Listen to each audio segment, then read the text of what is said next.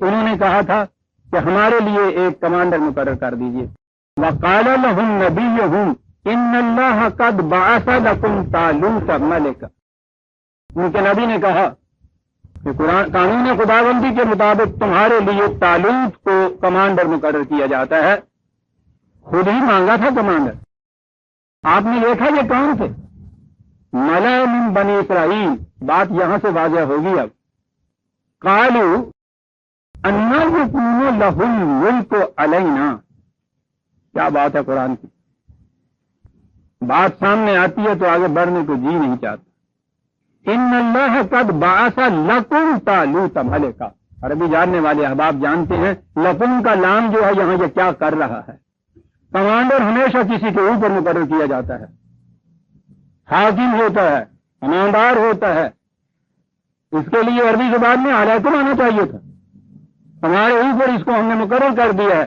آپ کو معلوم ہے کہ عربی زبان میں لام آتا ہے اس وقت جب کوئی چیز کسی کے فائدے کے لیے کی جائے. اسے کمانڈار مقرر کیا جاتا ہے تمہارے فائدے کے لیے. علیکم نہیں کہا, لکم کہا قرآن نے. وہ اگر کمانڈار مقرر کرتا ہے تو وہ فوج کے فائدے کے لیے ہوتا ہے, فوج کو حکومت کرنے کے لیے نہیں ہوتا. لیکن ان کی نگاہ ادھر نہیں گئی. انہوں نے کہا ہے قالوا انا یکون لہ الملک علینا. یہ وہی کھڑے ہیں, وہ نیت نہیں بدلی ہوئی ہے. انہوں نے یہی سمجھا تھا کہ کمانڈار جو آتا ہے وہ ایک حاکم بن کے آتا ہے. علینا, ہمارے اوپر ایک مقرر کیا ہے. کیا بات ہے قرآن کی. لکم اور علینا کے فرق نے عجیب چیز پیدا کر دیا. یہاں اعتراض یہ کیا کہ اسے کس طرح سے صاحب کمانڈار مقرر کر دیا, کیونکہ کیا نقص ہے اس میں. کہا وَنَحْنُ أَحَقُّ بِالْمُلْكِ مِنْهُ. ہم زیادہ مستحق ہیں, حقدار ہیں اس کے مقابلے میں, اس کمان لینے کے لیے, یہ اقتدار لینے کے لیے, یہ اختیار لینے کے لیے, یہ منصب لینے کے لیے, یہ بلند مقام لینے کے لیے. اچھا جی, آپ اپنے آپ کو زیادہ حقدار سمجھتے ہیں. وہ ذرا بتائیے تو صحیح وہ خصوصیت جس سے آپ کا یہ استحقاق فائز لازم آ گیا. سنیے گا الملأ بنی اسرائیل ہے نا, دیکھیے ان کا معیار کیا ہے انتخاب کا. کہا وَلَمْ يُؤْتَ سَعَةً مِنَ الْمَالِ. یہ تو غریب آدمی ہے, دولت مند نہیں ہے, دولت مند کا بیٹا نہیں ہے. عزیزان ایمان, یہ معیار آج ہی کا نہیں ہے, یہ شروع سے بات چلی آتی. بدل کے بھوز زمانے میں پھر سے آتے ہیں. اگرچہ پیر ہے آدم, جہاں ہے لات و منات. یہ آج ہی بات نہیں ہے کہ دولت وجہ عزت شرف منصب اور اقتدار و اختیار بھی. یہ تو وقت شروع سے چلا آ رہا ہے, اس لیے کہ آدم اور ابلیس کی بات تو ایک ہی دن ہوئی تھی, اس کے ساتھ ہی آ گیا تھا. کہا یہ مالدار نہیں ہے, بڑے سردار کا بیٹا نہیں ہے, دولت مند نہیں ہے, ایک ہی معیار ہے. یہی معیار نہیں ہے کہ یہاں منسٹر مقرر کیا جائے گا, نہیں, فوج کا کمانڈار بھی مقرر کیا جائے گا. اسے بھی صاحب مال ہونا چاہیے, دولت اقتدار. ایک ہی معیار ہے جو قرار دیا جا رہا ہے. ذہنیت میں آپ دیکھتے ہیں نا فرق ہے.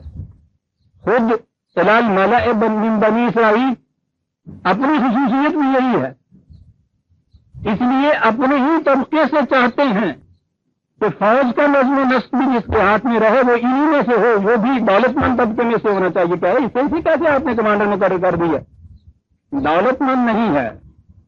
پہلے دن سے جب سے بھی یہ میں نے عرض کیا ہے کہ یہ کشمکش جاری ہوئی ہے, یہ ابلیس اور آدم کی یہی معیار مقرر کی ہے ذہن انسانی نے.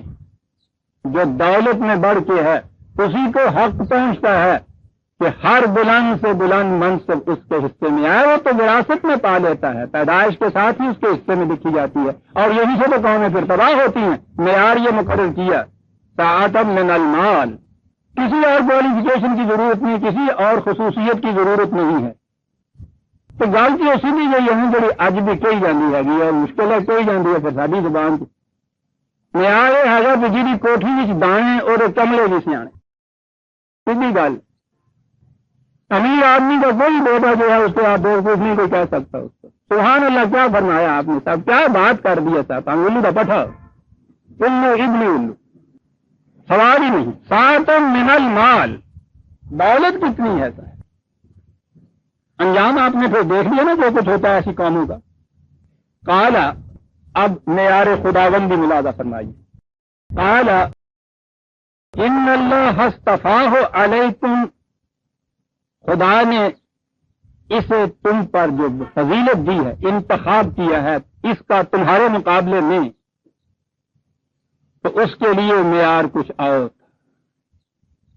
معیار یہ ہے وَزَادَهُ بَسْطَةً فِي الْعِلْمِ وَالْجِسْمِ. کیا بات ہے، فوج کا کمانڈر مقرر کیا جا رہا ہے. کہا اس لیے مقرر کیا جا رہا ہے کہ فزیک میں بھی، ہیلتھ میں بھی، توانائی میں بھی، تنو مندی میں بھی یہ تم سے بڑا ہے، اور اس کے ساتھ یہ ہے کہ علم میں تم سے زیادہ بڑا ہوا ہے. دیکھا سپاہی کے لیے دو ہی خصوصیتوں کی ضرورت ہے، اسٹینڈرڈ فزیکل یہ ہے، اور اس کے ساتھ وحشی نہیں ہے، درندہ نہیں ہے کہ قوت ہی قوت ہے، علم بھی ساتھ اس کے موجود ہے. علم اور جسم، a sound mind in a sound body. کہا یہ ہے معیار، بہت زیادہ دیا ہے اس کو ہم نے. اور پھر یہ عربی زبان ہے عزیزان من، بسطتاً، عام معنی تو اس کے یہی ہوتے ہیں بہت زیادہ فراوانی سے کسی چیز کو دینا. عرب اس لفظ کو وہاں استعمال کرتے ہیں جہاں کسی کی کوئی قوت خصوصیت صرف اس کی اپنی ذات کے لیے نہ ہو، جب اس کا فائدہ دوسروں کو پہنچے تو وہاں وہ بسطتاً کہتے ہیں. آہا، یہ ہے معیار. بڑا صاحب قوت ہے، صاحب علم ہے، ٹھیک ہے، مختلف افراد ہو سکتے ہیں، علم بھی ہو سکتا ہے، توانائی بھی ہو سکتی ہے. ایک وہ ہے کہ جس کا علم اور اس کی توانائی صرف اس کی اپنی ذات کے کام آتی ہے، اپنوں کے کام آتی ہے، اپنے خاندان کے کام آتی ہے، گروہ کے جتھے کے کام آتی ہے، میں کہتا ہوں وہ قوم کے کام آتی ہے. بسطتاً کے معنی یہ ہے عالمگیر انسانیت کے لیے جو چیز کام آتی ہے اسے بسطتاً کہتے ہیں. اب خصوصیت جو ہے تامہ ہو گئی، صرف زیادتی علم و جسم کی نہیں، یہ بھی ایک خصوصیت، اور وہ فراوانیاں جو اپنے سے بڑھ کر دوسروں کے کام میں بھی آئے، اس کی یہ کیفیت ہے. وَمِمَّا رَزَقْنَاهُمْ يُنْفِقُونَ، کہ جو کچھ انہیں عطا کیا جاتا ہے یہ اسے دوسروں کے فائدے کے لیے کھلا رکھتے ہیں. یہ چیز بسطتاً کے ایک لفظ کے اندر آ گئی عزیزان. وَاللَّهُ يُؤْتِي مُلْكَهُ مَن يَشَاءُ. یہ ٹکڑا ایسا آ گیا ہے یہاں کہ میں سمجھتا ہوں کہ شاید آج درس کا موضوع ہی یہ بن جائے، اور اگر ایک درس میں بھی بات سمجھ میں آ جائے، صاف ہو جائے، تو اسے غنیمت سمجھنا چاہیے. بڑا بنیادی، بڑا اہم مسئلہ. قرآن کریم میں جہاں بھی من یشاء کے لفظ آتے ہیں، ترجمہ ہمارے ہاں کیا جاتا ہے جسے اللہ چاہتا ہے کر دیتا ہے، جسے چاہتا ہے ہدایت دیتا ہے، جسے چاہتا ہے گمراہ کر دیتا ہے، جسے چاہتا ہے امیر بنا دیتا ہے، جسے چاہتا ہے فقیر بنا دیتا ہے، جسے چاہتا ہے پکڑ لیتا ہے، جسے چاہتا ہے چھوڑ دیتا ہے، جسے چاہتا ہے جہنم میں بھیج دیتا ہے، جسے چاہتا ہے جنت میں بھیج دیتا ہے. اس من یشاء کے چاہنے کے لفظ کے ترجمے میں پوچھو ہی نہیں کہ کیا قیامت برپا کی، یہ چاہتا ہے. اوتھے کی پرواہ راکب، اوتھے دو پروائیاں، پھڑ لے عملہ والے چھڑ دے اوبن ہار دوں. بادشاہ جی، قادر مطلق صاحب، کون کی اللہ اس کا مطلب ترجمہ کیا جاتا ہے بے پرواہ. تصور میں لائیے ذرا، یہ نہ کوئی قاعدہ، نہ کوئی قانون، نہ کوئی معیار، نہ کوئی خصوصیت کا دیکھنا. جنہوں چاہے لکھوں کٹ کر دے، جنہوں چاہے لکھوں لاکھ کر دے. مالک بے نیاز ہے. مالک وہ چاہتا یہ ہے کہ جو اس کی صفات ہیں وہ یہاں اس کے بندوں کے اندر پیدا ہوں تو بہترین وہ ہوتے ہیں. کسی حاکم میں یہ صفات بنا دیجئے جو آپ اللہ کی طرف منسوخ کرتے ہیں، پھر کسی دیکھو بھی کسی جوتی لے کے دوڑے ہو گئے تو نہیں ہوتے. تو صاحب نہ یہاں کوئی قاعدہ، نہ کوئی قانون، نہ کوئی معیار، نہ کوئی انتخاب. جسے چاہے یہ کر دیا، جسے چاہے وہ کر دیا. دھاندلی، لوٹ، استبداد، یہ کچھ آپ کہتے ہیں. اگر وہ یہ کہے کہ صاحب یہ تو خدا کی صفات کا عکس ہے جو میرے اندر ہے، اور پھر آپ نے تو کہا تھا کہ السلطان ذل اللہ علی الارض، تو بادشاہ تو زمین پر خدا کا سایہ ہوتا ہے. تو جب آپ خدا اس قسم کا بناتے ہیں تو اس کا سایہ اسی قسم کا بننا چاہیے نا جو آپ دیکھ رہے ہیں. تو آپ کیا کہیں گے اسے؟ بات یوں نہیں ہوئی تھی. بات ہوئی یہ تھی کہ ہم یہاں بادشاہ چاہتے اس قسم کا تھے، یا بادشاہ اپنے آپ کو چاہتا اس قسم کا تھا، جس قسم کا وہ خود یہاں بننا چاہتا تھا اس قسم کا اس نے خدا عرش پہ بٹھا دیا ہے۔ وہ اصل اور نسل کسی قاعدے قانون کا پابند نہیں، یہ اس کا سایہ، یہ بھی کسی قاعدے کا قانون کا پابند نہیں۔ لیکن آپ غور کیجیے پھر اس کے بعد کہ اس کے متعلق آپ کا رد عمل اور ریئیکشن پھر کیا ہوتا ہے۔ عزیزان ایمان، مجوسی تصورات کے جو اثرات اسلام پہ غالب آئے، سب سے پہلا اثر جو غالب آیا تھا وہ عقیدہ جبر کا تھا۔ یہ تقدیر کا مسئلہ خالص مجوسیت کا ہے۔ سب سے پہلے اسلامی بنیادی تصور زندگی جس چیز سے متاثر ہوا ہے غیر قرآنی تصورات میں سے، وہ جبر کے عقیدے کی بات ہے۔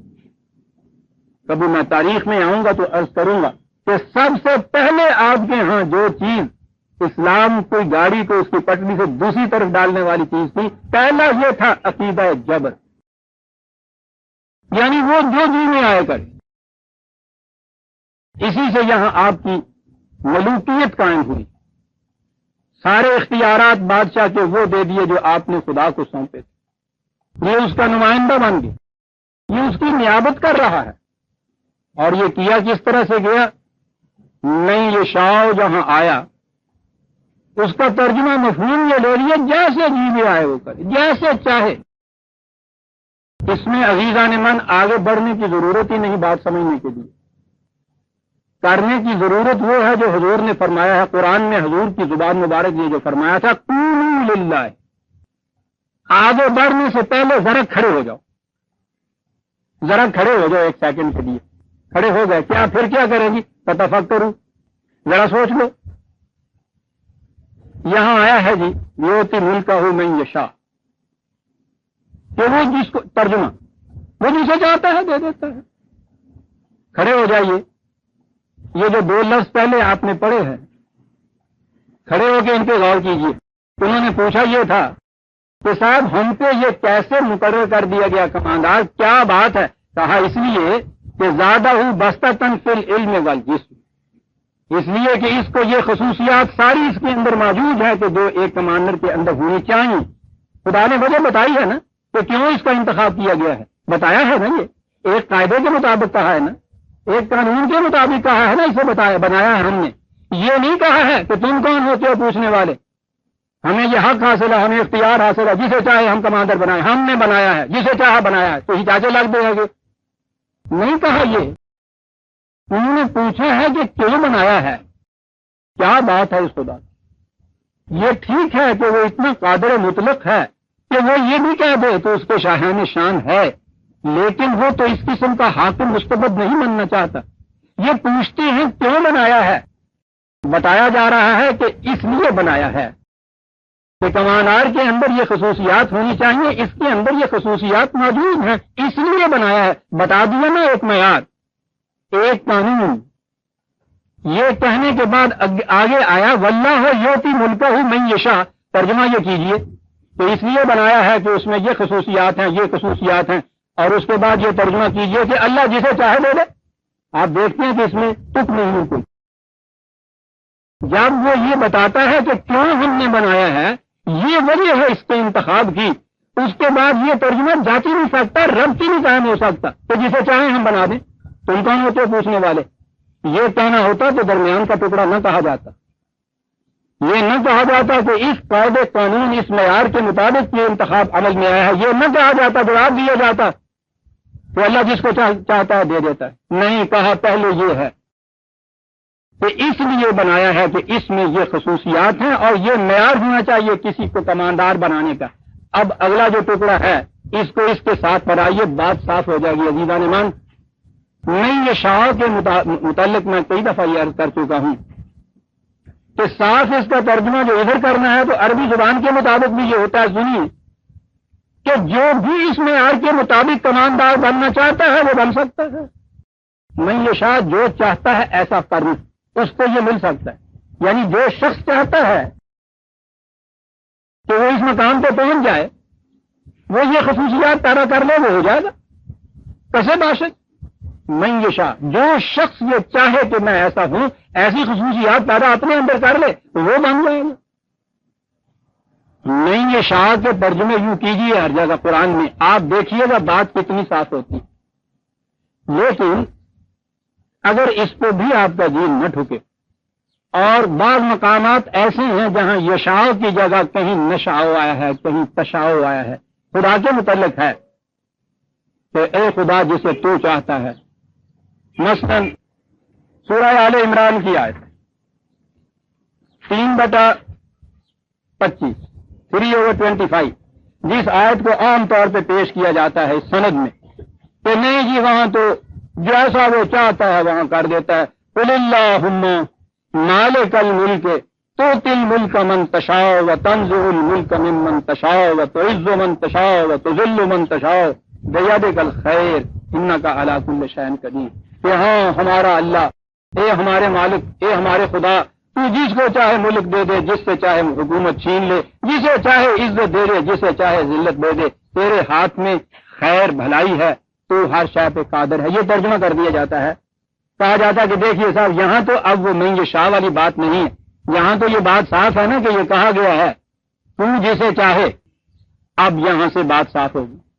آئیے قرآن سے ہم پوچھیں کہ اس کے معنی کیا ہیں۔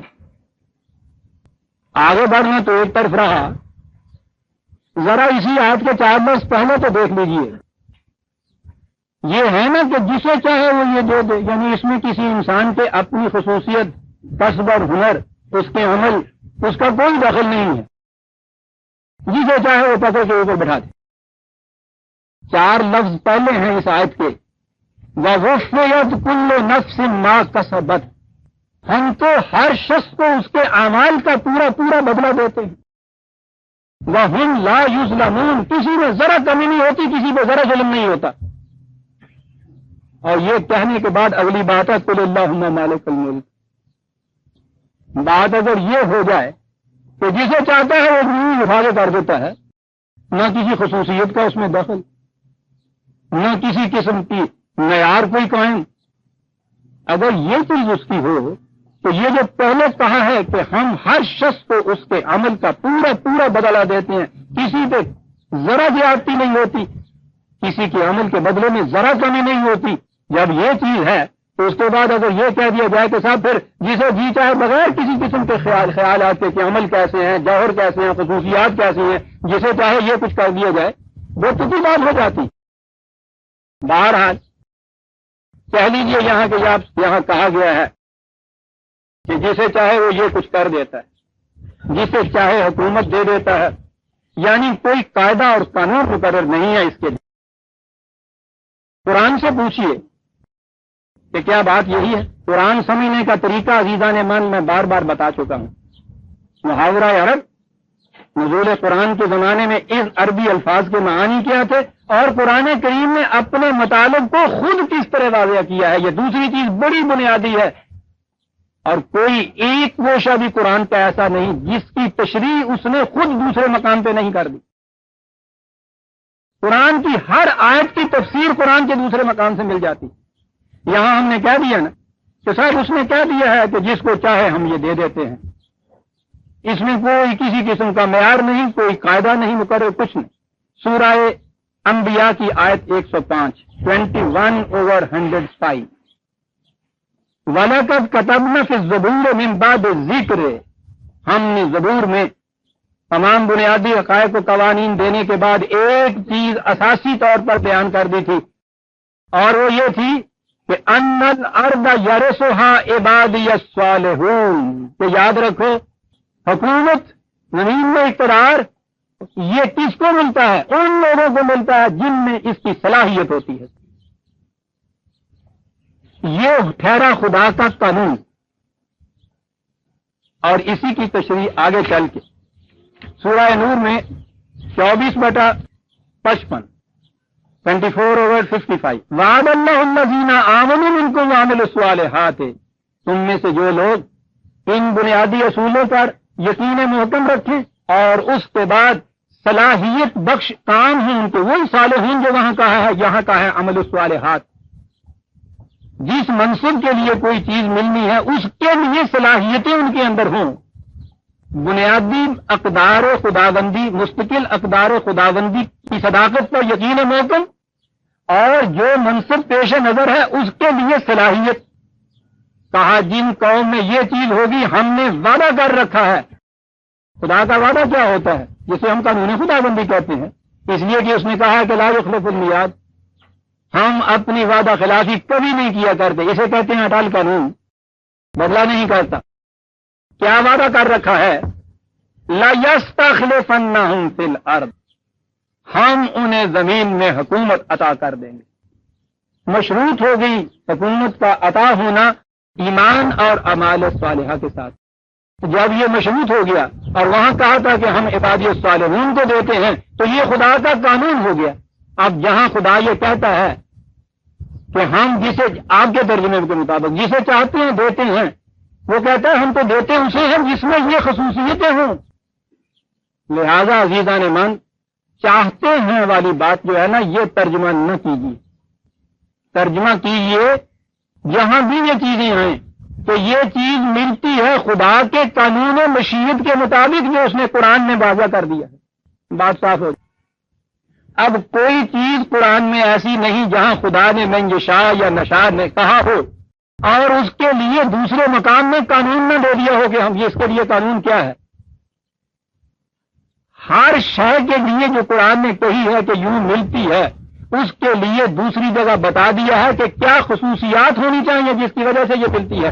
ان خصوصیات کو ساتھ اکٹھا کر لیجئے، بات صاف ہو جائے گی. صاحب ترجمہ کرنا ہے تو قانون مشیت کیوں نہ کرو؟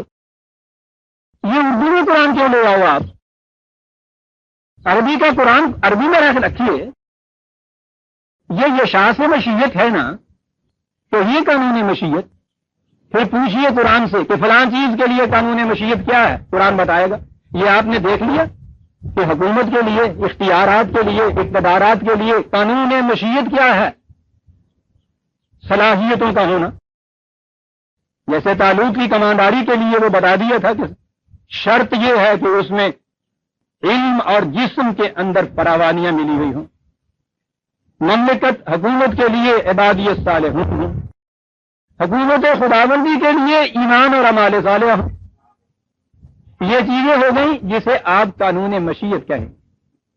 ایک ہی چیز کے متعلق نہیں.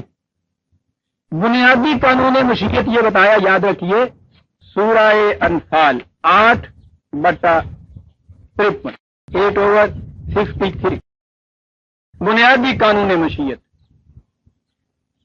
ذہن میں یہ رکھیے گا کہ اگر ہم کہیں کہ جسے چاہے وہ یہ کرے اور جسے چاہے وہ یہ کر دے، اس کے مقابلے میں یہ آیتیں دیکھیے اور اس قرآن کے اس دعوے کو بھی پیش نظر رکھیے. قرآن نے کہا ہے کہ اس کتاب کے من جانب اللہ ہونے کی دلیل یہ ہے کہ اس میں کوئی بات اختلافی نہیں ہے، متضاد بات قرآن میں نہیں آئی. تو ایک دوسرے کی نقیض، ایک دوسرے کی ضد، ایک دوسرے کو کاٹنے والی چیز تو یہاں نہیں آئے گی. سنیے کہ جو تم آپ نے کہا تھا کہ صاحب جسے چاہے دے، جسے چاہے ذلیل کرے، جسے چاہے عزت دے، جسے چاہے حکومت دے، تو کہا ہے کہ یاد رکھو ذالک بأن اللہ، اوپر چلا آ رہا ہے کہ فلاں کے ساتھ یہ کیوں ہوا، فلاں قوم کے ساتھ یہ معاملہ کیوں ہوا، اوپر یہ چیزیں چلی آ رہی ہیں. اور اس کے بعد ہے ذالک، یہ اس لیے ہوا بأن اللہ لم یکن مغیرا نعمتا انعمہا علی قوم حتی یغیروا ما بانفسہم، لگتے کہ وہ خود اپنے اندر ایسی تبدیلی نہ پیدا کر دے کہ وہ اس نعمت کے مستحق رہے نہیں. لم یکن، ہم کبھی کرتے ہی نہیں ایسے. جی لم یکن مغیرا، کبھی ایسا ہم نہیں یہ کرتے کہ کسی قوم کو ان کے استحقاق کی بنا پر، ان کی صلاحیتوں کی بنا پر ان کو اختیارات، اختیارات، آسائشیں، نعمتیں، یہ ساری چیزیں ملی ہوں. کبھی ایسا ہم نہیں کرتے کہ ان سے یوں چھین لیں. کبھی نہیں چھینی جاتی تا وقت کہ وہ قوم اپنے اندر خود ایسی تبدیلی نہ پیدا کر دے کہ وہ ان کی اہل ہی نہ رہے. تو عزیزان مان، تو بات صاف ہو گئی. اب جہاں بھی آپ کو قرآن میں یشاء اور نشاء اور تشاء کے یہ الفاظ ملیں تو یہ کہ خدا کے قانون مشیت کے مطابق ہوتا ہے، اور قانون مشیت یہ ہے کہ جس قسم کی قوم بنتی ہے اسی قسم کی اس کی کیفیت اور حالت ہو جاتی ہے۔ ہمارے ہاں روز یہ چیز ہوتی ہے، یضل من یشاء ویہدی من یشاء، جسے چاہتا ہے گمراہ کر دیتا ہے، جسے چاہتا ہے ہدایت پہ لے آتا ہے۔ چلو، جسے چاہتا ہے گمراہ کر دیتا ہے، اور اس کے بعد المضل کے معنی دیے جاتے ہیں گمراہ کرنے والا، خدا کی صفت۔ کہتا ہوں اس پہ تو کچھ کسی اضافے کی ضرورت نظر نہیں آتی، سوچیے تو صحیح، کہاں ہے یہ 60/93 16/93 بڑی غور طلب آیت، ٹھیک ہے، وَلَوْ شَاءَ اللَّهُ لَجَعَلَكُمْ أُمَّةً وَاحِدَةً، خدا اگر چاہتا، میں وہی چاہتا کہتا ہوں، وہ ترجمہ کیا جاتا ہے، خدا اگر چاہتا تو تم سب انسانوں کو ایک ہی جیسی گروہ بنا دیتا، ایک ہی جیسی نو، ایک جیسی اسپیشیز، جیسے حیوانات میں ہیں، سب بکریاں گھاس کھاتی ہیں، سب شیر گوشت کھاتے ہیں، یہ ہے نا، ہم چاہتے تمہیں بھی ایک ہی ایسا ہی بنا دیتے، سب نیک ہی نیک بن دیتے، ہو سکتا تھا کہ ہم ایسا بھی کر دیتے، یہ ہے نا، وَلَٰكِن يُضِلُّ مَن يَشَاءُ وَيَهْدِي مَن يَشَاءُ، ترجمہ ہی نہیں کا، لیکن وہ جسے چاہتا ہے گمراہ کر دیتا ہے، جسے چاہتا ہے ہدایت پہ لے آتا ہے، ٹھیک ہے۔ اگر یہ قانون ہو تو پھر تو راوی ایش لکھتا ہے، میں اگر گناہ کرتا ہوں، جرم کرتا ہوں، عصیان کرتا ہوں، کفر کرتا ہوں، تو اس میں میرا کیا قصور؟ وہی کرتا ہے نا، یہ اگر بجے جائے مانے تو بات صاف ہے، ٹھیک ہے۔ اگر میں نیک راستے پہ چلتا ہوں تو کہہ دیجیے کہ اس کا کریڈٹ بھی تو تمہیں نہیں جاتا، تو میں نے کریڈٹ لے کے کیا کرنا ہے صاحب؟ اس میں وہ جو بات ہے جرم کی جس کی سزا ملنی ہے اس کے لیے تو میرے لیے گنجائش موجود ہے نا، کہ صاحب تم ہی کرتا ہے یضل من یشاء، یہ ترجمہ اگر کیا جائے، جسے چاہتا ہے وہ گمراہ کر دیتا ہے، جسے چاہتا ہے ہدایت دے دیتا ہے۔ لیکن آج یہاں ختم نہیں ہوتی، اور یہاں لگی تھی موج ہونے اور اترا نکل گیا۔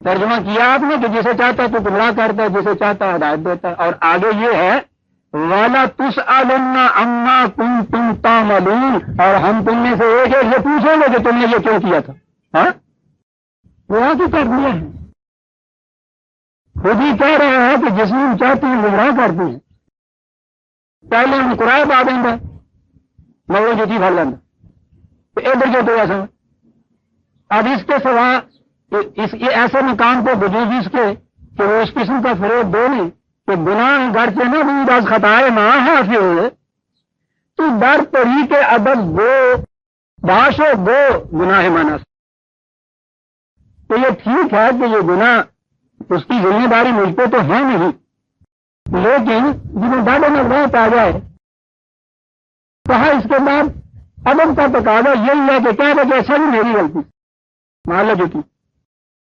سوچ رہے ہیں عزیزوں میں من کیا ہو رہا ہے، یہ ایک اشاعت و غلط ترجمے سے، لیکن وہ اس میں مطمئن نہیں، یہ چیز کو یوں اس نے کہہ دی ہے، ورنہ وہ وہاں جا کے کھڑا ہو کے کہتا ہے کہ در میں آنے کار دریا تختہ بندن کر دائی باز نہیں گوئی کہ دامن تر نہ کن ہوشیار باش، خود مجھے باندھ کے تو نے معصیت کے سمندر میں پھینک دیا، اور پھر مجھ سے کہتا ہے کہ دیکھو ہوشیار رہنا تمہارا دامن ترنا ہو کس طرح سے نہیں؟ قرآن کی آیت پہ آ جائیے، کیجیے ترجمہ اس کا کہ جسے ہم چاہتے ہیں گمراہ کرتے ہیں، جسے چاہتے ہیں ہدایت کہتے ہیں، وَلَا تُسْأَلُنَّ عَمَّا كُنتُمْ تَعْمَلُونَ، اور پھر ہم پوچھیں گے تم سے کہ کیوں تم نے گمراہی کا راستہ اختیار کیا، کیوں غلط چلے۔ عزیزان من، یہ تو خدا کی کتاب ہے، کیونکہ سائنس میری کتاب کیا ہو تو تانا میں نے آدمی، یہ اس قسم کے ٹکڑے اگر سوچیں تو صحیح، اتنی عظیم کتاب، کیا کیا مسلمان نے اس کتاب کے ساتھ؟ جی نہیں صاحب، کیا کیا اس قوم نے اپنے ساتھ، اس کتاب کے ساتھ کیا کرے؟ سورج کے ساتھ کوئی انسان کیا کر لے گا؟ اپنے ہی ساتھ کرے گا۔ اگر آپ نے آنکھیں بند کر لیتا ہے خود اندھیرے میں رہتا ہے، سورج تاریخ نہیں ہو جاتا اس سے۔ یہ معنی اس کتاب کے کیے جا رہے ہیں، کوئی ترجمہ اٹھا کے دیکھیے وہاں یہ لکھا ہوگا کہ جسے ہم چاہتے ہیں گمراہ کر دیتے ہیں، جس چاہتے ہیں ہدایت کرتے ہیں، اور آگے لکھا ہوا ہوگا کہ ہم تم سے وہ پوچھیں گے کہ تم نے یہ ایسا کیوں کیا تھا۔ کوئی کھڑا ہو کے سوچتا نہیں، تو صاحب بات کیا ہو رہی ہے؟ کہا یہ کہ ٹھیک ہے، اگر ہم چاہتے ہمارا قانون مشیت حیوانوں کی زندگی میں بھی تو تھا ہی نا، تو ایک ہی روش پہ سب چلتے ہیں، وہ تو گناہ نہیں کرتے، وہ تو معصیت نہیں کرتے، ان میں اس چیز کی استطاعت ہی نہیں ہے کہ جس راستے پہ چلنے کے لیے ان کو متعین و معمول کیا ہے وہ وہاں سے ہٹ جائیں. ایسی عطایت، لیکن اس کا کوئی قرابت نہیں ہے سر. ان میں کوئی نہ ولی اللہ پیدا ہوتا ہے، نہ کوئی مومن ہوتا ہے، نہ کوئی نبی ہوتا ہے، سوال ہی نہیں ہے. نہ جبر کی عطایت عطایت ہے، نہ جبر کی معصیت معصیت ہے. کہا کہ ہم چاہتے تو انسانوں کو ایسا بنا سکتے تھے کہ ان میں بھی ہم اختیار و ارادے کی قوت طلب کر لیتے، یہ پھر گھوڑوں کی طرح میاؤں میاؤں کرتے ایک راستے پہ چلتے رہتے. لیکن ہم نے انسان کے صورت میں ایسی روش اختیار نہیں کی، ہم نے اسے صاحب اختیار و ارادہ بنایا. اس لیے ہم نے اس کو بنایا یہ ہے یضل من یشاء ویہدی، جو چاہتا ہے صحیح راستے پہ چلنا صحیح راستے پہ چلے، جو چاہتا ہے غلط راستہ اختیار کرنا غلط راستے پہ اختیار کرے. قل الحق من ربکم، کہہ دو کہ حق تمہارے رب کی طرف سے آ گیا. 18/13 فمن شاء فلیؤمن فمن شاء فلیکفر، جس کا جی چاہتا ہے پھر اس کو تسلیم کر لے، جس کا جی چاہتا ہے انکار کر دے. اب اتنا کہنے کے بعد تو چھٹی مل جاتی تھی نا کہ صاحب جی چاہتا ہے اس نے کہہ دیا کہ جس کا جی چاہتا ہے اس کو اختیار کرو، جس کا جی چاہتا ہے پھر چھوڑ دے. کہا لیکن اتنا یاد رکھنا پھر یہ تو تمہارے اختیار کی بات ہے کہ کون سا راستہ اختیار کرو، لیکن یہ تمہارے اختیار کی بات نہیں ہے کہ راستہ غلط اختیار کرو اور صحیح منزل کے اوپر پہنچ جاؤ. جون سا راستہ اختیار کرو گے اس کے نتائج تمہیں بھگتنے پڑیں گے. ٹھیک ہے، کالجز سے آج کل پریپریشن بھی ملی ہوئی ہے. ابھی یہ صورت ہے، انہوں نے کیا رکھا ہے کہ جن بچوں کا جی چاہے کلاس میں آ جائیں، جن کا جی چاہے نہ کلاس میں آئیں. لیکن آگے بات یہ کر دی کہ یہ یاد رکھو کہ جو ان دنوں میں اسٹڈی نہیں کرے گا وہ پھر فیل ہو جائے گا. یہ ہے جو قرآن کہتا ہے. اپنے اختیار و ارادے سے تم جون سا راستہ جی چاہو اختیار کرو، لیکن یہ نہ سمجھ لینا کہ تم نے جو راستہ جو اختیار کر لیا اس کے نتائج بھی تم اپنی مرضی کے مطابق مرتب کر دو گے. یہ بات نہیں، نتائج ہمارے قانون مشیت کے مطابق مرتب ہیں. نہیں یہ شاہ کے معنی آپ نے سمجھ لیا قرآن کیا کہتا ہے. پھر یہ ہدایت کے متعلق میں 2-3 مثالیں اس قسم کی دیتا ہوں عزیزان ایمان، جہاں روز ہم سے کہا جاتا ہے امیری غریبی بھی اس کے ہاتھ میں ہے صاحب، جس کو چاہے وہ امیر کر دے، جس کو چاہے وہ غریب بنا دے. اور پھر اس کے لیے تو پچھلے دور میں تو قدم قدم پر مثالیں صاحب آتی تھی نا، کیونکہ کالے نے چھابڑی لائی ہوئی ہوں سی آج روز راستے پہ ہو جاتا ہے. ٹھیک ہے جی، ان کو بھی 4 دن تک تو ہوں پچھو کالے پہ چڑھا جاتا ہے. یعنی خالص طاغوتی اور ابلیسی نظام کے اندر جو کچھ ہوتا ہے اسے منسوب کیا جاتا ہے خدا کی طرف، اس لیے کہ ہر اس طرح سے رزق حاصل کرنے والا بڑے جلی حروف میں اپنے قصر ایوان کے اوپر لکھتا ہے ھذا من فضل ربی. یہ اس کا نتیجہ ہے رزق کے متعلق. جی اللہ ہو یبسط الرزق لمن یشاء ویقدر. پھر وہی ترجمہ، اللہ جس کا چاہتا ہے رزق تنگ کر دیتا ہے، جس کا چاہتا ہے رزق کشادہ کر دیتا ہے. آ گئی نا سند اس کی ہاتھ میں ان کے، پڑھ دیا نا آیت کا آدھا ٹکڑا، لا تقربوا الصلاۃ آ گئی نا کہ نماز کے قریب نہ جاؤ.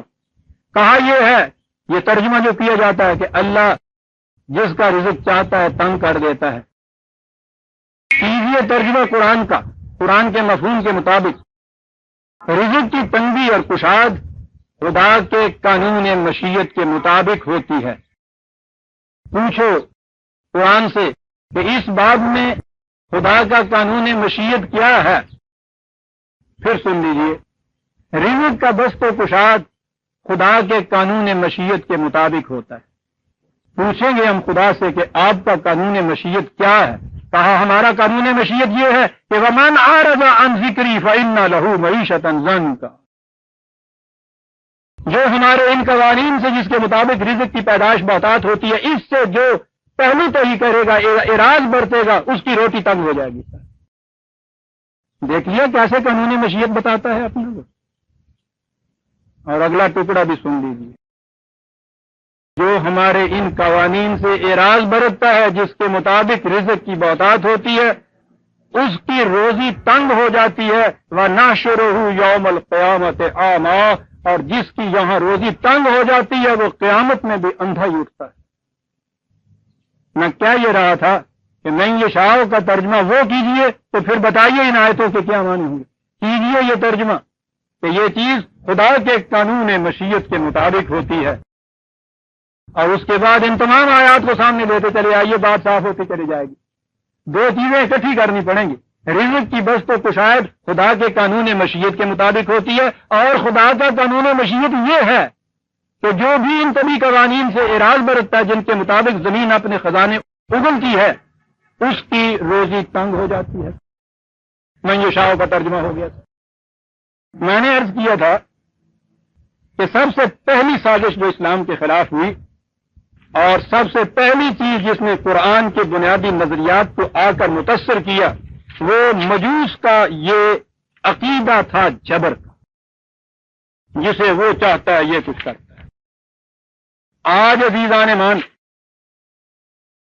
ہم میں سے ایک ایک کی زبان پہ یہ چیز خدا کی مرضی ہوتی ہے، اس کے مطابق سب کچھ ہوتا ہے. اگر وہ چاہتا تو یہ ایسے کرتے کیوں؟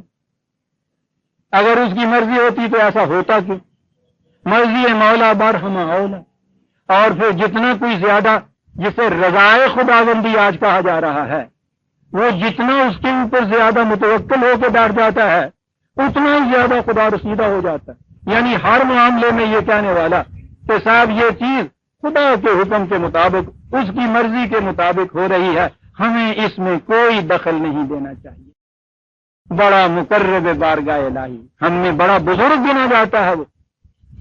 وہی جس کے متعلق حضرت موہانی نے کہا تھا کہ مرضی یار کے خلاف نہ ہو، لوگ میرے لیے دعا نہ کریں، یہاں تک بھی نہ کریں تو خدا کی مرضی کے خلاف نہ کہیں ہو جائے.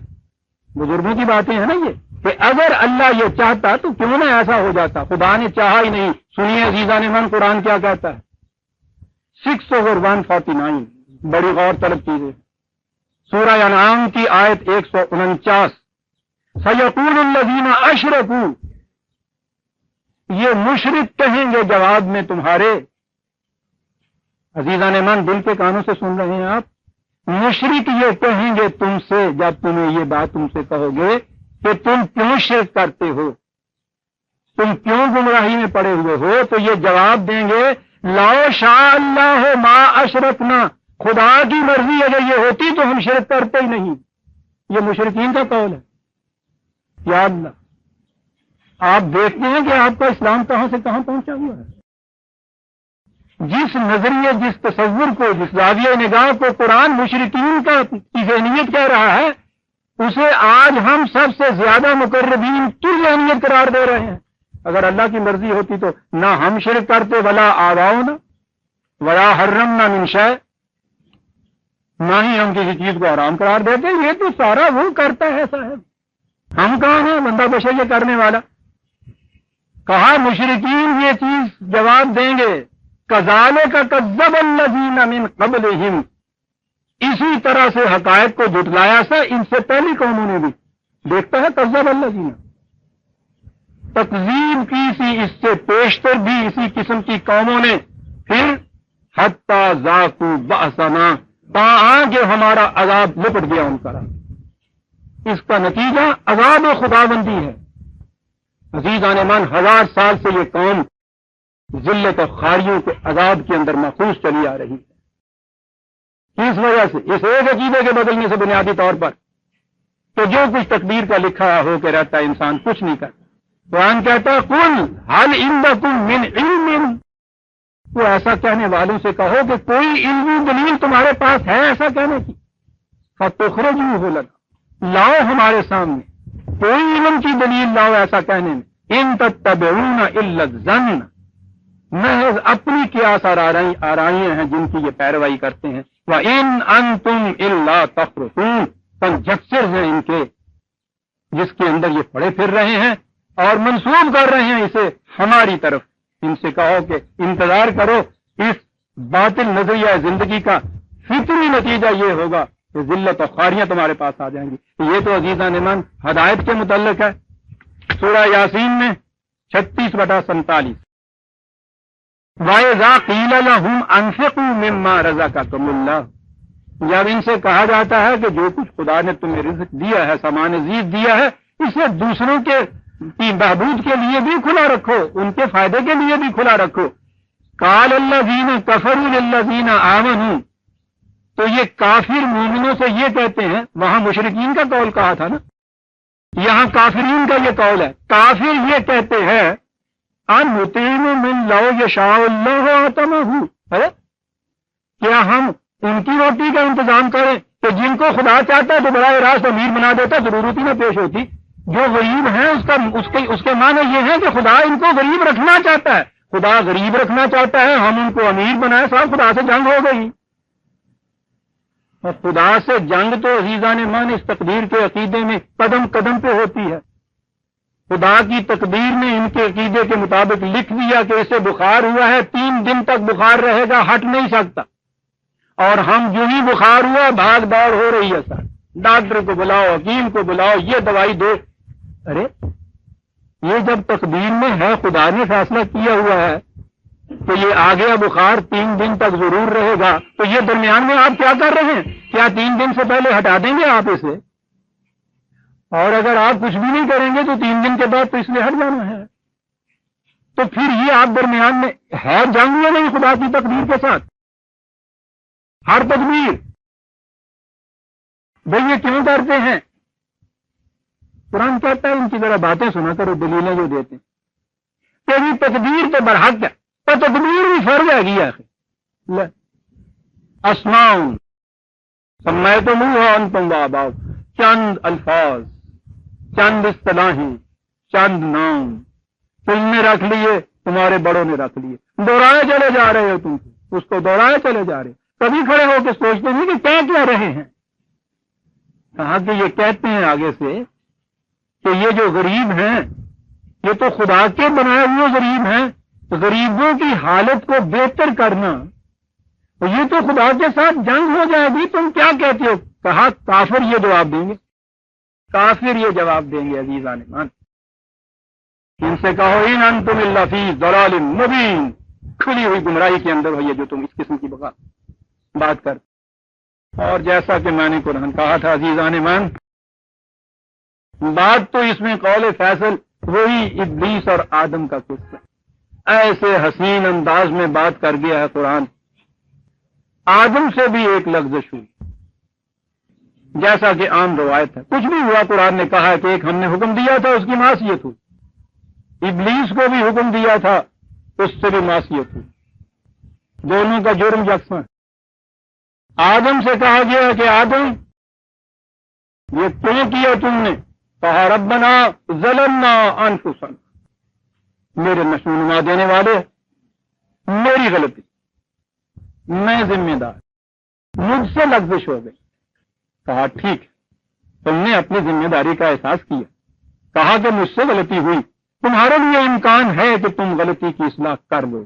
فَإِمَّا يَأْتِيَنَّكُم مِّنِّي هُدًى فَمَن تَبِعَ هُدَايَ فَلَا خَوْفٌ عَلَيْهِمْ وَلَا هُمْ يَحْزَنُونَ، مت گھبراؤ، غلطی ہو جایا کرتی ہے، لیکن غلطی کے احساس کے بعد اگر اپنے آپ کو ذمہ دار قرار دیتے ہو، اس سے اصلاح ہوگی، تمہاری اصلاح ہو سکے گی۔ ابلیس سے کہا کیوں بھائی تو نے سرکشی کیوں اختیار کی؟ اس نے کہا کہ صاحب میں کون ہوں سرکشی اختیار کرنے والا، تو نے مجھے گمراہ کیا اور میں نے یہ کہہ دیا۔ کہا جاؤ ابدی طور پہ دھتکارے گا، تمہاری اصلاح ہو ہی نہیں سکتی۔ جو اپنی ذمہ داری کو دوسرے کے اوپر لوٹاتا ہے اس کی اصلاح کیا ہوگی؟ یہ جو کہتے ہیں نا کہ ابلیس قیامت تک کے لیے دھتکارا گیا ہے، وہ ابلیس اور آدم کوئی افراد نہیں ہیں، یہ تو ذہنیتیں ہیں۔ جہاں آپ نے یہ ذہنیت رکھی کہ ہاں اپنی غلطی کا میں ذمہ دار ہوں، آپ کی اصلاح کا امکان ہو گیا۔ جہاں آپ نے اپنی غلطی کے لیے ادھر ادھر دیکھنا شروع کیا کہ کس کے سر بنوں، اور جو ادھر ادھر کوئی سامنے انسان نظر نہ آیا، اور اگر نظر بھی آیا تو اس کے ذمے آپ نے غلط سے مان دیا تو وہ تو تھپڑ مارے گا، تو ایک تو آپ کے یہاں غریب کی جو روح ہے نا جو سب کی بھابھی ہوتی ہے، اللہ میاں کے ذمہ لگا دیا کہ صاحب تو ہی کرنے والا ہے، میں کون ہوں یہ کچھ کرنے والا صاحب؟ کہا کہ یہ وہ ہے کہ جس کی اصلاح قیامت تک نہیں ہو سکتی، یہ ابلیسیت ہے۔ ابلیس و آدم کا تو قصہ ہی اتنا ہے بذاتنان عزیز۔ اگر آپ نے اپنے آپ کو صاحب اختیار قرار دیا، اپنے اعمال کا ذمہ دار قرار دیا، نگاہ جھک گئی ندامت سے، آپ کی اصلاح ہو گئی، یہ صحیح ذہنیت ہے۔ چھنے ہوئے فردوس گم گشتہ کی باز یابی کے لیے راستے مل گئے۔ اور اگر آپ نے اپنی لغزش، اپنی خطا کوشی کے لیے ذمہ داریاں دوسروں پہ ڈالنے شروع کر دیں اور آپ ذمہ دار نہ بنے، حتیٰ کہ خدا تک بھی پہنچ گئے، ابدیت تک آپ ابلیسیت کے اندر شمار رہیں گے۔ اور ابلیس کے تو معنی معلوم ہوتے ہیں، مایوس ہوتے ہیں، اصلاح کی طرف سے مایوسی ہو گئی۔ مسئلہ تقدیر تو سارا اتنا ہے عزیزان من، یہی چیز ہے جو قرآن نے کہی ہے۔ اور یہ چیز برادران عزیز آپ کو یاد ہوگا کہ کسی ایک کنونشن کے ایک خطاب میں غالباً خدا کی مرضی جس کا عنوان تھا، میں نے اس میں آخر میں یہ چیز کہی تھی کہ اس کی ساری وجہ یہ ہے کہ 1000 سال سے ہماری قوم مستبد حکام، بادشاہوں، شہنشاہوں کے پنجے میں جکڑی ہوئی ہے، جن کا اسلوب حکومتی یہ تھا کہ جسے چاہے جو چاہے کر دیتا ہے۔ ایسا کرنے کے لیے حکم دیا جاتا ہے۔ حکم عام طور پہ حکم کے معنی ہوتے ہیں جس میں حکمت نہ بتائی جائے، کیوں تم ایسا کرو، سوال نہیں۔ بادشاہ کا کی مرضی ہے، جیسے وہ حکم دے دے کرنا ہوگا، تعویل کرنی ہوگی، اطاعت کرنی ہوگی۔ نتیجہ اس کا یہ کہ اگر شاہ روزہ گود شبستی کہ اگر وہ دن کے لیے دن کو کہہ دے بادشاہ کے رات ہے، بباد گفت حینت نہ ہو، پرویاں سبحان اللہ صاحب چاند نکلا ہوا ہے، کیا کشاں تارے ہیں اوپر، یہ ذہنیت ہو جاتی ہے نا۔ پھر یہ قوم حکم کی اطاعت اور تعمیل سمجھ سکتی ہے، ایسی قوم قانون کی اطاعت سمجھ نہیں سکتی، اس لیے کہ اس سے قانون کی اطاعت کرائی نہیں گئی تھی۔ قانون کی اطاعت کون کرا سکتا ہے؟ بڑی اہم چیز ہے عزیزان من، کسے حق پہنچتا ہے کہ قانون کی اطاعت کرائے؟ خدا قادر مطلق، اس میں کوئی شبہ نہیں، یفعل ما یشاء۔ لیکن اتنی لامنتہا قوتوں کے باوجود اس نے یہ کہا کتبنا علی نفسہ، ہم نے اپنے اوپر یہ فرض قرار دے لیا ہے کہ ہم ایسا کریں گے، ایسا نہیں کریں گے۔ اپنے اوپر ایک پابندی عائد کی، اپنے لامحدود اختیارات کو خود جکڑ لیا ایک پابندی کے اندر خود، اور اس کے بعد کہا کہ لن تجد لسنت اللہ تبدیلا، اس میں کبھی تبدیلی ہم نہیں کریں گے۔ اتنی بڑی قوتوں کا مالک جس کے ایک کن سے کائنات وجود میں آ جاتی ہے، وہ کہتا ہے ہم نے خود اپنے اوپر ایک پابندی عائد کی، اور پھر وہ ایسی عائد کی کہ ہم اس میں کبھی تبدیلی نہیں ہوگی۔ اسے خدا بننے کا حق، لامنتہا قوتوں کے باوجود اتنی بڑی پابندی کہ جس کے خلاف ورزی کبھی نہیں کرتا۔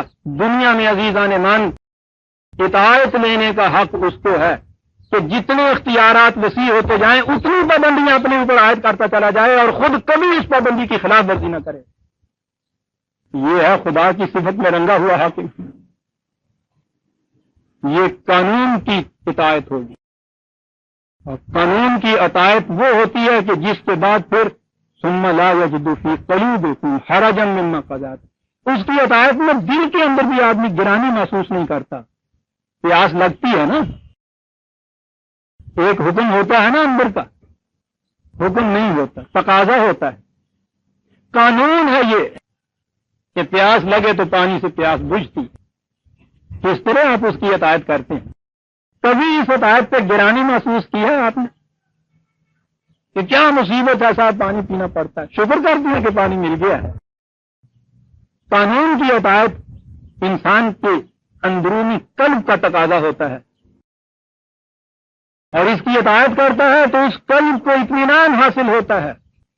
حکم کی اطاعت استبداد کی اطاعت ہوتی ہے جو اوپر سے اس کے اوپر نافذ کی جاتی ہے۔ جبرن مجبورن طول و کرہن اطاعت تو کرتا ہے، دل کے اندر سرکشی کے جذبات بیدار ہوتے چلے جاتے ہیں۔ جتنی زیادہ حکم کی اطاعت کرائی جائے گی اس کا رد عمل کسی دن سرکشی میں نکلے گا. قانون کی اطاعت کرتے چلے جائیں گے، ہر فرد کے اپنے اندرونی تقاضے پورے ہوتے چلے جائیں گے. اور پھر عرض کر دوں کہ جس طرح سے خدا نے ایک ماڈل ہمارے سامنے پیش کر دیا اپنی ذات کا، لا منتہا قوتوں کے باوجود اتنا پابند اپنے عائد کردہ ہوا قانون کا کہ کبھی خلاف ورزی نہیں کرتا، اسی طرح سے یہ نظام بھی انسانوں کا اسی صورت میں قائم رہ سکے گا کہ جتنے زیادہ اختیارات، اقتدارات، اتنی ہی سخت پابندیاں اپنے اوپر عائد کی ہوئی. یہ چیز ہوگی تو جس طرح سے سلسلہ کائنات نہایت حسن و نظم سے چل رہا ہے، انسانی زندگی، تمدنی زندگی بھی اسی طرح سے حسن اور نظم کے ساتھ چلے گی. بات یہاں سے چلی، کہا کیا جائے گا پھر سن لیجیے. خدا ہر قانون کو بدل سکتا ہے، خدا اپنے متعین کردہ قوانین کو بدلتا نہیں ہے. پھر سن لیجیے، وہ بدل سکتا ہے، بدلتا نہیں ہے. اور اس کے اس قانون کو نہ بدلنے کا جو اس نے اپنا عہد لے رکھا ہے، یہ نو انسانی کے لیے، سنیے قرآن کے الفاظ میں یہ کیا ہے. عزیزان من، کیا باتیں قرآن کہا جاتا ہے. آہا، ایک مستبد حاکم کی اطاعت اور حکومت کو پہلے سامنے رکھیں. یعنی سکھا شاہی کے بعد اگر آپ کے یہاں کوئی قانون کی بات، حکومت آ جائے، اسے کس طرح سے آپ آیا رحمت سمجھتے ہیں، صحابہ کرم سمجھتے ہیں. ہے یہ بات ایک ایسی حکومت میں جس میں کوئی قانون نہ ہو، کوئی قاعدہ نہ ہو، کوئی آئین نہ ہو، اگر اس کے بعد ایک اس قسم کا نظام مل جائے کہ جس میں بڑے سے بڑا صاحب اقتدار بھی کبھی قانون کے خلاف نہ خود کرے نہ دوسروں سے کرائے، کتنی بڑی رحمت ہوگی. یہ قانون دیا خدا نے کہ یاد رکھو یہ بات نہیں ہے کہ ہم جسے چاہتے ہیں حکومت دے دیتے ہیں. نہ، وَلَقَدْ كَتَبْنَا فِي الزَّبُورِ 21/105 آیت سامنے نکالیے، بڑی خوبصورت چیز آ رہی ہے برادران عزیز. وَلَقَدْ كَتَبْنَا فِي الزَّبُورِ مِن بَعْدِ الذِّكْرِ أَنَّ الْأَرْضَ يَرِثُهَا عِبَادِيَ الصَّالِحُونَ. یاد رکھو، دھاندلی نہیں ہے، لا قانونیت نہیں ہے.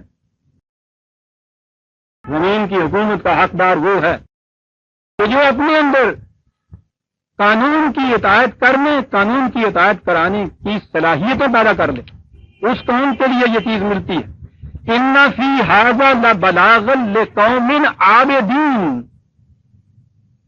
اے وہ قوم، تم نے سرکشی زندگی تو اختیار کرنی نہیں، بہرحال کسی نہ کسی قاعدے قانون کے مطابق، کسی معقولیت کے مطابق زندہ ہونا ہے نا. کہا کہ اس اصول میں جو ہم نے بیان کیا ہے، اس قوم کے لیے جس نے معقولیت کی زندگی بسر کرنی ہے، بہت بڑی اصول کا اعلان ہے. دل میں اترنے والی بات ہم نے کہہ دی ہے. لَبَلَاغًا لِقَوْمٍ عَابِدِينَ. تمدنی زندگی بسر کرنے والی قوم کے لیے وہ جو انفرادی زندگی تھی اس کے دور سے تو نکل گیا انسان، تمدنی زندگی میں آیا. یہاں عابدین کا لفظ بڑا عجیب ہے کہ جب بھی کسی قوم نے تمدنی زندگی کے آئین و ضوابط کے مطابق اپنا نہج، اپنا نظام قائم کرنا ہے، اس کے لیے لبلاغ، دل میں اترنے والی بات ہے جو ہم نے کہہ دی. سنیے عزیزان مان، آگے کیا کہا ہے. وَمَا أَرْسَلْنَاكَ إِلَّا رَحْمَةً لِّلْعَالَمِينَ. دھاندلیوں کا دور گزر گیا، سکھ شاہی کا دور گزر گیا، قانون کا، آئین کا نظام آ گیا، اور رسول اس معنی میں تو عالم انسانیت کے لیے رحمت بن کے آ گیا. دیکھا کہاں آیا ہے یہ. اس طرح رحمت بنتا ہے عالمین کے لیے یہ پیغام خدا کا. اور وہ جو اس پیغام کا لانے والا تھا، جس نے سب سے کہا کہ وَأَنَا أَوَّلُ الْمُسْلِمِينَ، سب سے پہلے میں اس قانون کی اطاعت کرتا ہوں، اور اس کے بعد ہر شخص سے قانون کی اطاعت کرائے. اختیارات میں خدا یقیناً آسمانوں کے اوپر بہت بڑا ہے. زمین کے اوپر ایک رسول کے اختیارات بھی اپنی امت کے لیے کچھ کم نہیں ہوتے. میں نے ابھی عرض کیا ہے رسول کا مقام کہ فلا وربک لا یؤمنون حتی یحکموک فیما شجر بینہم. تیرے رب کی قسم یہ کبھی مومن نہیں ہو سکتے تا وقت کہ اپنے ہر معاملے میں تمہیں ثالث اور حکم نہ مقرر کرے. دیکھتے ہیں اختیارات، اور پھر مقرر کرنے کے بعد ثم لا یجدوا فی قلوبہم حرجا مما قضیت وتسلموا تسلیما. پھر تمہارے فیصلوں کے خلاف اپنے دل کے اندر بھی گرانی محسوس نہ کریں. دیکھتے ہیں کتنا بڑا اختیار ہے یہ، اتنے بڑے اختیارات کا حاکم. وہ کہتا ہے انا اول المسلمین، میں تم پر حکومت نہیں کر رہا، تم سے نہیں اطاعت صرف کرا رہا، میں سب سے پہلے خود اس قانون کی اطاعت کرتا ہوں. اور اس کے عملی مثالیں پھر اپنی عدیم النظیر سیرت سے، تعلیم کے ساتھ اپنے عمل سے حضور نے کر کے دکھا دی. عجیب دور کا مدینے کی ایک لونڈی، اس زمانے میں ابھی وہ تھی پہلے باقی، جس کی انڈیویجویلٹی، تشخص، انفرادیت اپنا ہوتا ہی نہیں تھا. حیوان کی طرح بکی ہوئی فروخت شدہ شے ہوتی تھی. مقبوضہ مملوک کا، مملوک تو آپ کو کہتے پتہ ہی ہے نا، غلام تو کہتے ہیں. یہ حیثیت اس رحمت للعالمین نے، ان کی پہلی حیثیت تو یہ تھی کہ وہ براہ راست اپنے مالک سے، اور اس زمانے میں لونڈیوں وہ گھر میں وہ بیویوں کی حیثیت نہیں، یعنی یہ زناشوئی کے تعلقات بھی ہوتے تھے، اس کو چھوڑ کے چلی آئی. حیثیت تو یہ دے دی. اس نے آپ سے کہا حضور کہ روٹ کے چلی آئی ہے، آپ سفارش کر دیجئے. دیکھا یہ غلاموں کے آقا اور مالک جو تھے، غلام ابھی گھروں میں موجود ہے، ذہنیت میں کتنی بڑی تبدیلی پیدا ہو رہی ہے. آخر میں تو پہنچنا ہے نا کہ جب غلام قتل کوئی نہ رہے، آئندہ کے لیے دروازہ بند ہو جائے. یہ جو درمیانی ٹرانزیشنل پیریڈ ہے، اس میں بھی آپ دیکھتے ہیں ذہنیتوں میں تبدیلی پیدا ہو رہی ہے. ورنہ کوئی آقا کسی غلام کے متعلق یہ کہے کہ صاحب اس کو ذرا سمجھا دیجیے، کہا کہ اس کو ذرا سمجھا دیجیے. راستہ چلتے ہوئے وہ کھڑی ہو کے مل گئی. آپ نے فرمایا کہ براہ راست کیا بات ہے؟ میں اپنے آقا سے روٹ کے چلی آئی. جی ہاں. آپ نے کہا کہ نہیں براہ راست، اچھی بات ہے، واپس چلی جاؤ. مدینے کی ایک لونڈی، صرف میں نسبتوں کے اعتبار سے کہہ رہا ہوں، کہنے والا رسول خدا کا، جس کے نام کے ساتھ نسبت سے یہ مسلمان ہوئی ہے، محسن اتنا بڑا کہ لونڈی کے مقام سے اس کو برابری کا مقام دیا جا رہا ہے. سربراہ مملکت، کیپٹل سٹی کے اندر حاکم، اسے یہ کہہ رہا ہے براہ راست واپس چلی جاؤ. تعلیم نبوی عزیزان من، قانون کی اطاعت پہ عمل کر کے دکھانے والا رسول. لونڈی پوچھتی ہے کہ حضور یہ آپ خدا کے قانون کے مطابق حکم دے رہے ہیں یا صرف مشورتاً کہہ رہے ہیں؟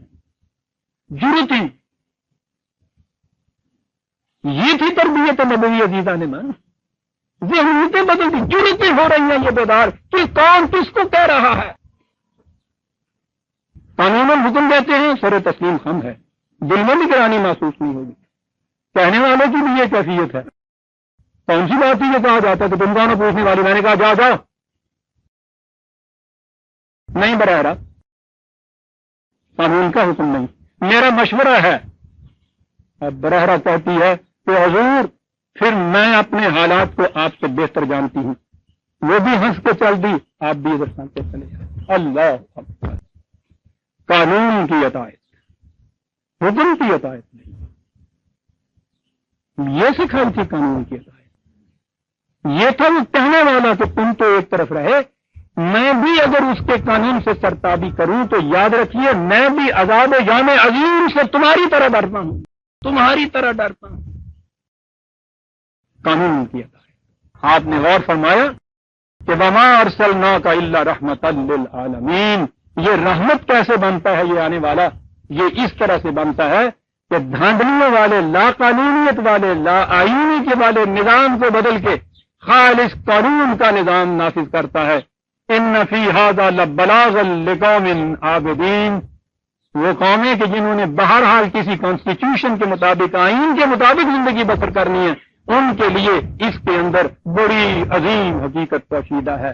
اور یہ وہ حقیقت ہے جس کی بنا پر یہ رسول تو عالمین کے لیے، اقوام عالم کے لیے رحمت بن کے آیا ہے. جو قوم بھی یہ روش اختیار کرے گی، خدا کے دیے ہوئے ابدی اڈل قوانین اور اطاعت صرف ان قوانین کی، کسی فرد کے حکم کی نہیں، وہی قوم ہے جس کے لیے یہ رسول رحمت بن جائے گا.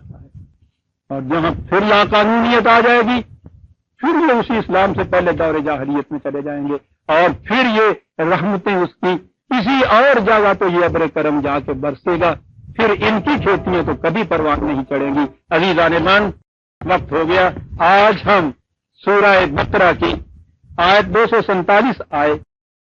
خدا کرے کہ جو نقطہ میرے سامنے تھا تھوڑے سے وقت میں اس کی وضاحت کر گیا ہوں۔ کوئی بات اگر تشنا رہ جائے تو میں کہا کرتا ہوں کہ آپ جس وقت جی چاہیے پہلے وقت مقرر کرتے، میرے پاس آئیے، میں پھر اور زیادہ وضاحت کی کوشش کروں گا۔ معاملہ بڑا اہم ہے، اطاعت خدا کے اٹل قوانین کی، کسی کے حکم کی نہیں ہے، اور اطاعت کرانے والا سب سے پہلے خود قانون کی اطاعت کرے گا، پھر اس کو حق پہنچے گا کہ دوسروں سے اطاعت کرائے، ورنہ وہ یہ کر نہیں سکتا۔ ربنا تقبل منا انک انت السمیع العلیم۔